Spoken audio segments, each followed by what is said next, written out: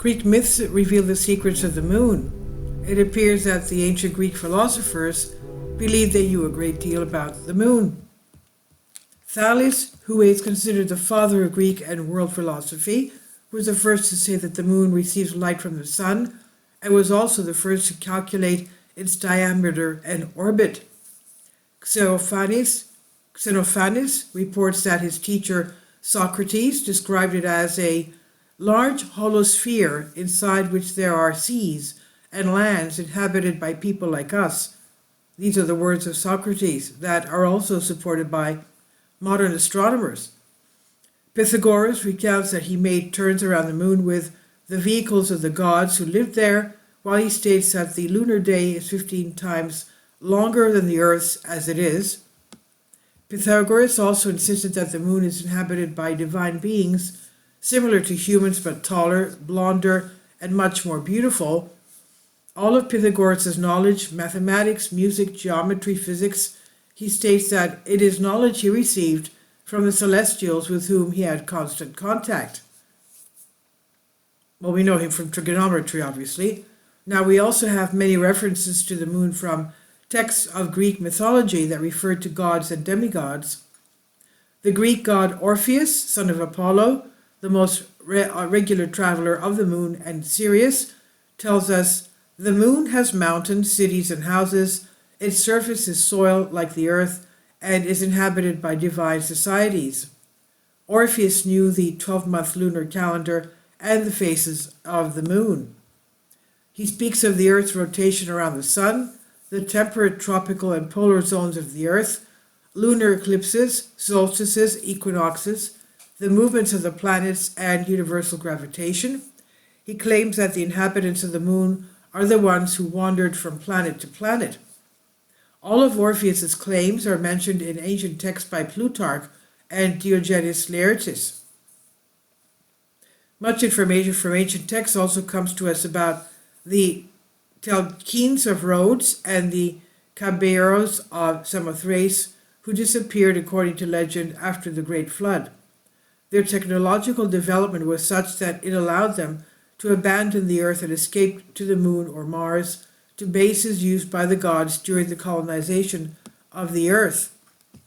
The Godfather mentions that Phaethon made 30 revolutions around the Moon, traveled to Venus, and frequently visited the poles of the Earth.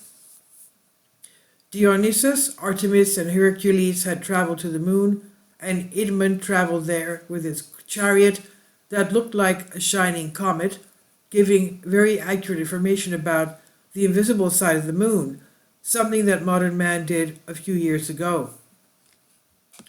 The Greek-born Lucius from Samostat in Syria in 120 AD read an ancient manuscript and wrote in his book True History, although he described it as a fairy tale, scientifically absolutely accurate information which has been verified in our time. He went in a craft that was carried by the wind for 7 days and nights, and on the 8th day he reached the moon, he claimed. This is how modern man's spaceships do for the moon. He entered a well that had mirrors on top and could see the whole Earth, he said. This is the ultra-modern telescope that could see people on Earth with it. The king of the moon was Endymion, who was taken from the Earth and taken to the moon and made king. And then he describes 3-engine airplanes, 3-headed vultures that flew, modern binoculars, anyone could wear them and they could see very far, and warriors in spacesuits. The army of Phaethon were people like us, and that is why they wore thermal suits. He also describes trips to the stars of the zodiac, as well as landing similar to that of modern cosmonauts, and even in the Bermuda area.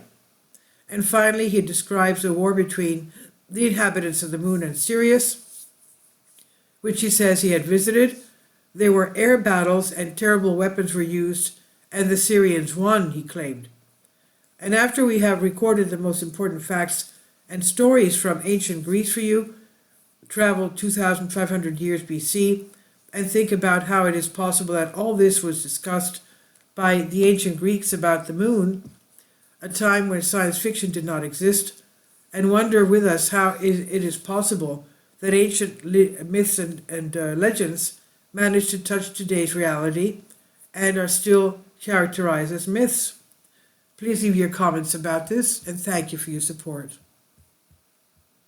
Finally, support my Patreon account. The daily posts are 5 videos daily, and they are totally different from what I have on my YouTube channel.